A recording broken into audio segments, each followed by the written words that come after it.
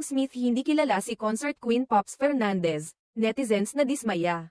Nakaranas ng batikos mula sa mga netizen ang PBB Gen 11 winner na si Fiang Smith dahil sa isang viral na video kung saan makikita siya sa isang interview kasama ang mga OPM icons na sina OG Alcacid at Martin Rivera. Sa nasabing clip, napansin ng ilang mga netizen ang kanyang hindi pangkaraniwang postura at paraan ng pagsasalita.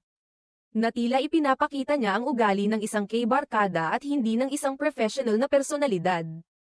Ang video ay nagpakita ng isang casual na usapan sa pagitan ni Fiang at ng mga sikat na OPM artists. Subalit hindi napigilan ng mga netizen na magsalita tungkol sa tila pagiging mababaw at hindi propesyonal ni Fiang sa kanyang kilos at pananalita.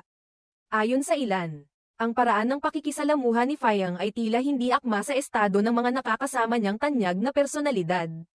Nakaramdam ng hindi komportableng sitwasyon ang mga manunood. At